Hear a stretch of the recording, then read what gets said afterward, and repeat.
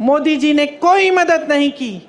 हमारी बड़ी बड़ी ओलंपिक की मेडलिस्ट महिलाएं जो लड़ी, देश के लिए मेडल लाई, जब मेडल लाई तो मोदी जी ने उनके साथ फोटो खिंचवाई और सारे अखबारों में लिखा था कि देखिए मोदी जी हैं तो मुमकिन है, मोदी जी की वजह से ये मेडल लेके घर आई हैं। जब वही महिला सड़क पे उतरी क्योंकि उसके साथ अत्याचार हुआ था, मोदी जी ने उनकी मदद नहीं की।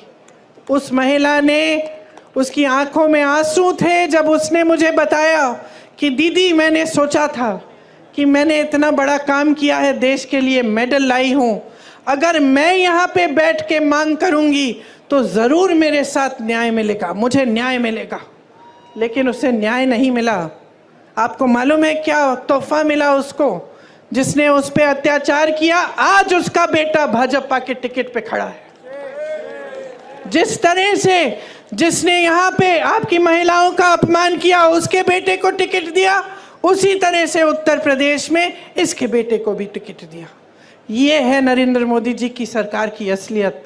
और जैसे मैंने कहा, घिरे हुए हैं सत्ता से, अब आपको नहीं पहचानते, आपको नहीं जानते। बताइए, अगर गुजरात की जनता से कटे नहीं होते तो यहाँ से चुनाव क्यों नहीं लड़ रहे हैं? गुजरात से क्यों चुनाव नहीं लड़ रहे हैं? इतनी दूर जाकर वाराणसी में क्यों लड़ रहे हैं? क्योंकि कट चुके हैं आपसे। आपसे जो फायदा निकलना था बहनों और भाइयों, निकाल लिया। आपने सत्ता दी, मुख्यमंत्री बनाया, कई बार बनाया, यहाँ उनको सत्ता मिली, नाम मिला, आपके समर्थन से उनको सम्मान मिला, यहाँ से चले गए प्रधानमंत्री बनने, आपको भूल चुके हैं और आपसे कट चुके हैं। कहते हैं कि कांग्रेस ने 70 सालों में क्या किया। मैं इनसे पूछना चाहती हूँ, 10 सालों में आपने क्या किया? हमने IIM बनाए, IIT बनाए, एम्स बनाए, HAL बनाया, BHEL बनाया। आप नाम लीजिए, कांग्रेस ने बनवाया। भाखड़ा नंगल डैम बनवाया, आपका अमूल बनाया। इन्होंने क्या बनाया? इन्होंने क्या बनाया? फूट फैलाई लोगों के बीच में, नफरत का बीज बो दिया, क्योंकि उस नफरत के बीज से उन्हीं की सत्ता बढ़ेगी। आपसे जब आते हैं चुनाव के समय आपसे बात करने के लिए, तो क्या बातें करते हैं? आए थे अभी 2-3 दिन पहले, मैंने सुना उनका भाषण। चुनाव है हिंदुस्तान में, बात हो रही है पाकिस्तान की।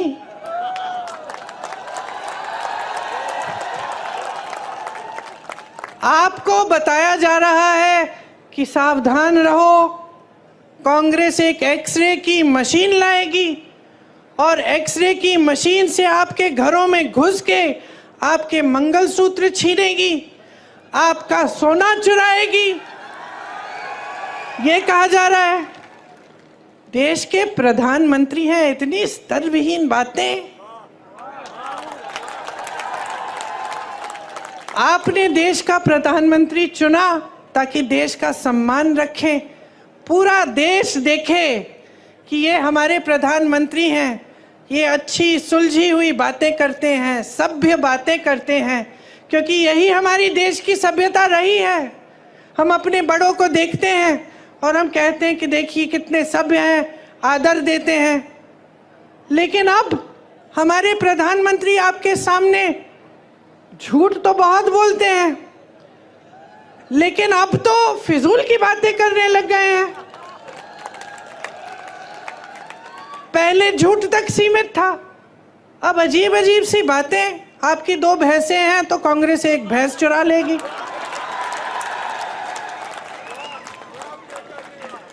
पचपन सालों से कांग्रेस की सरकार रही है इस देश में।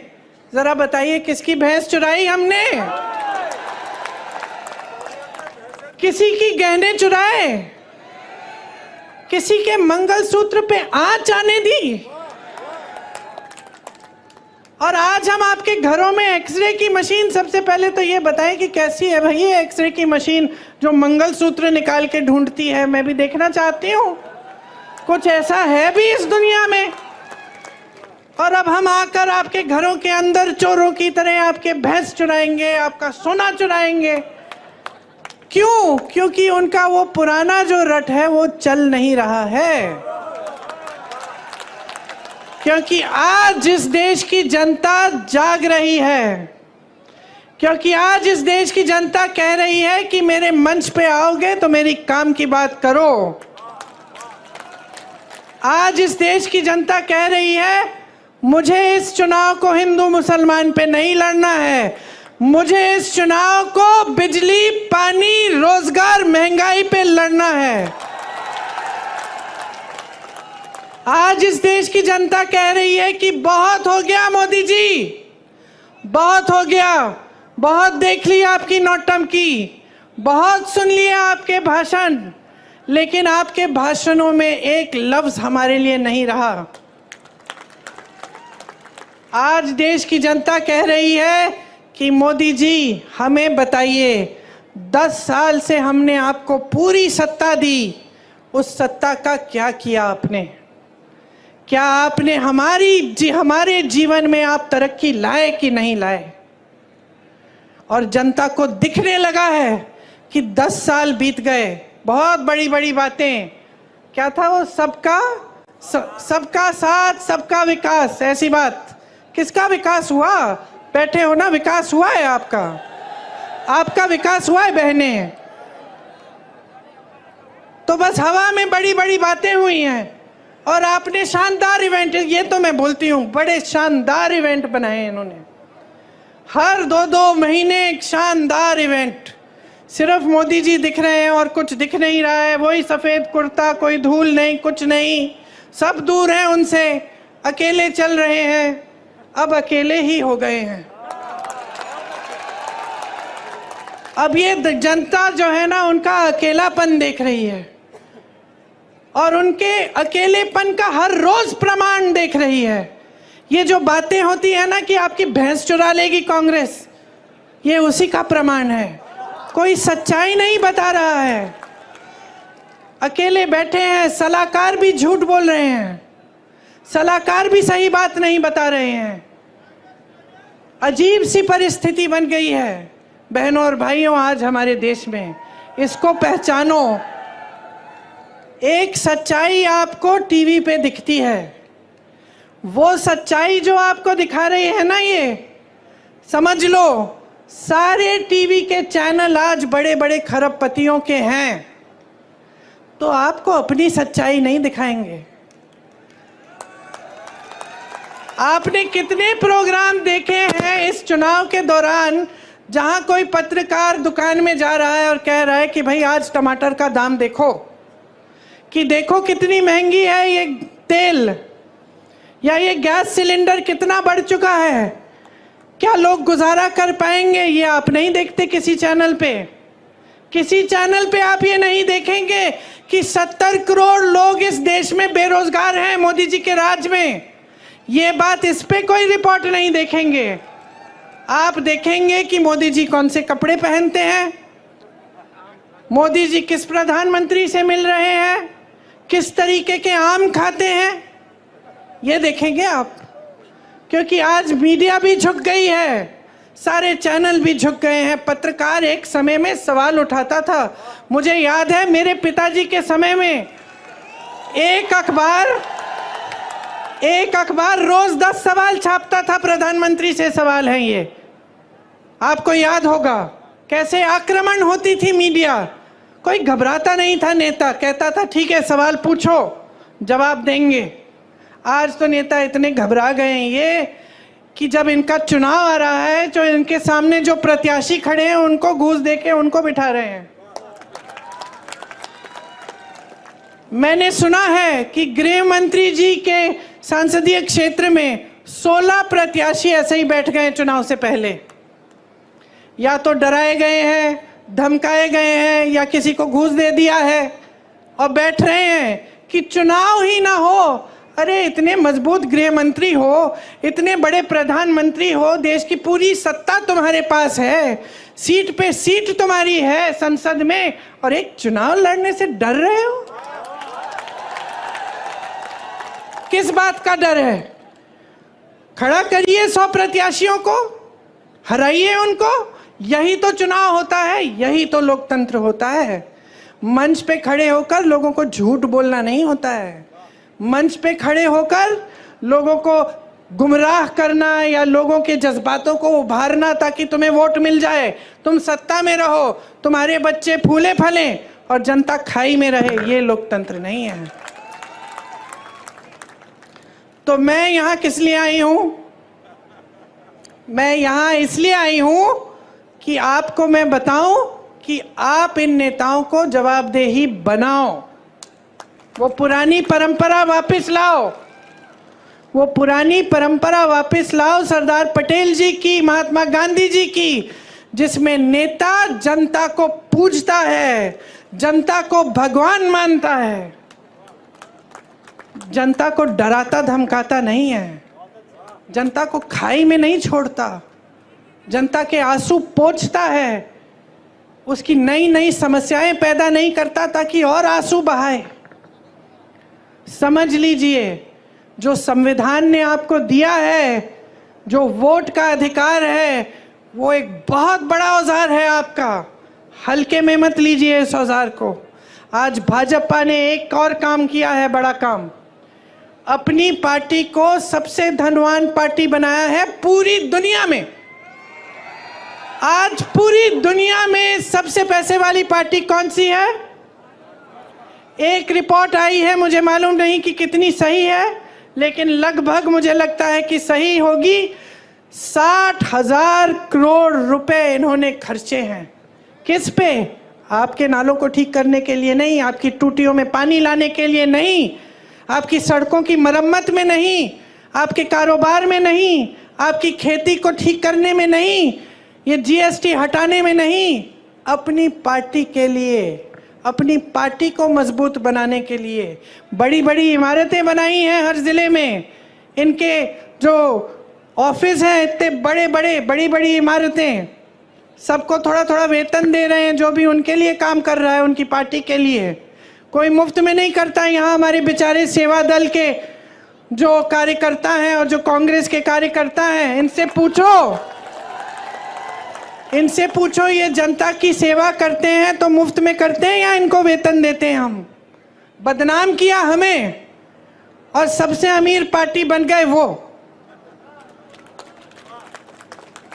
कहते हैं कि आज तक उन पे भ्रष्टाचार का कोई आरोप नहीं लगाया। कैसे लगाएंगे? कैसे लगाएंगे? ये जो मीडिया जो हर रोज आरोप लगाती थी हमारी सरकारों पे, ये तो झुक गई एकदम। लिख के देखिए, आप हंस रहे हैं, जरा कल लिख के देखिए, कोई बड़ा घोटाला निकालिए, देखते हैं क्या होता है। ईडी आएगी, सीबीआई आएगी, गिरफ्तार हो जाओगे, पड़े रहोगे जेल में, कोई मदद नहीं करेगा।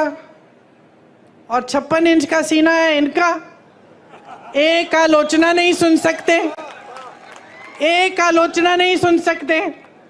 बड़प्पन तो उसमें होता है जो दुनिया भर की आलोचना सुन सकता है लेकिन काम करते रहता है। राहुल गांधी को देखो,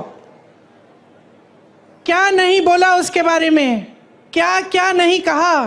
सीना तान के चला ना कन्याकुमारी से कश्मीर, कोई रोक पाया उसे? मणिपुर से मुंबई तक चला, कोई रोक पाया उसे? नहीं रोक पाया, क्योंकि सच्चाई लेके चला अपने दिल में, क्योंकि इस देश के सत्य को ढूंढने निकला। झूठों से भरपूर भाषण और राजनीति नहीं की उसने। आज ये कहते हैं कि किसी ने आरोप नहीं लगाया, लो मैं लगा देती हूं आरोप। देखिए, इन्होंने ये एक स्कीम लाए, मोदी जी खुद।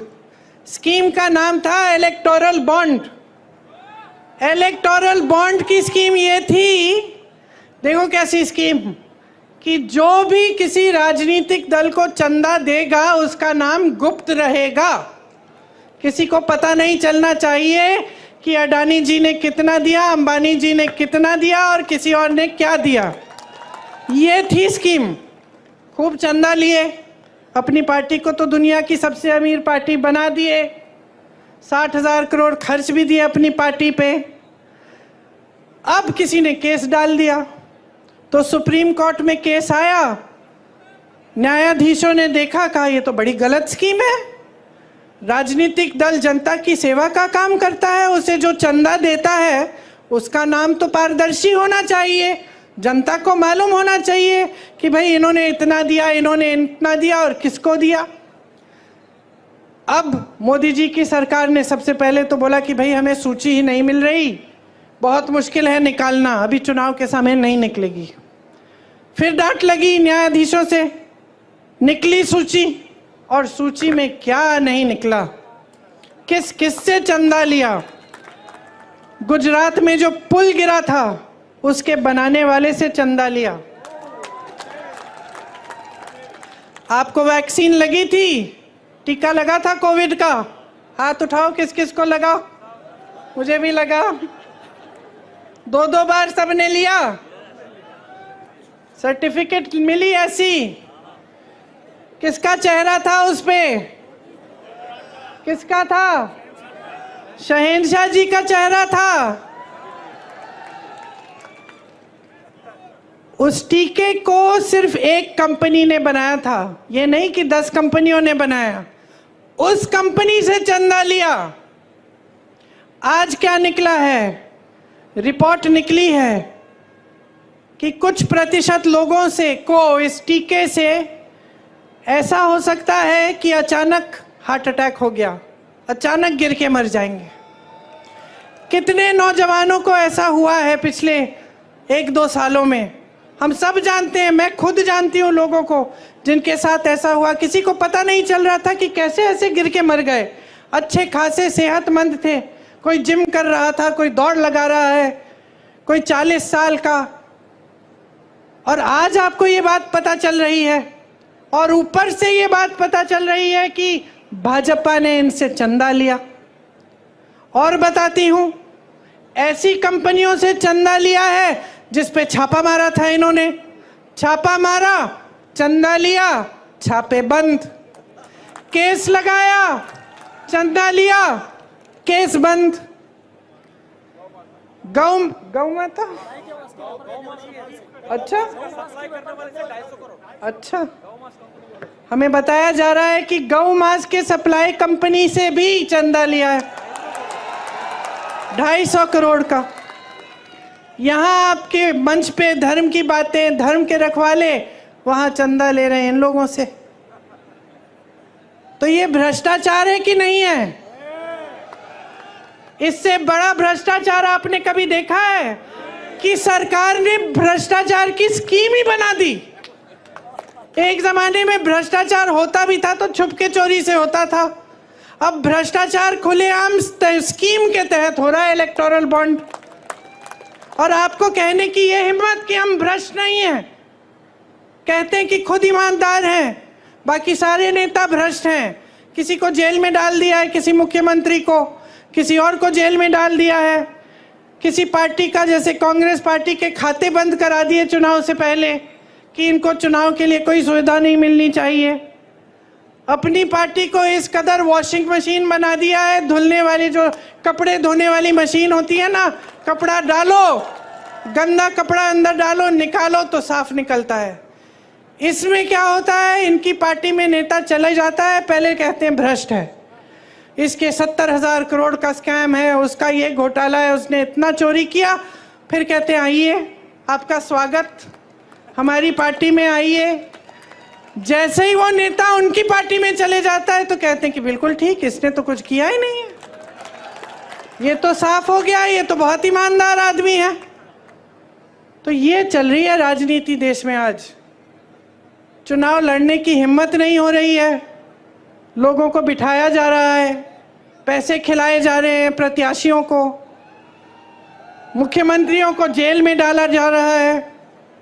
तो अब देखिए, आप पर निर्भर है आपका भविष्य। आपको लगता होगा कि ये जो बड़े बड़े नेता मंच पे बैठते हैं ये हमारा भविष्य तय करते हैं। कुछ हद तक ये बात सही है, लेकिन सिर्फ कुछ हद तक।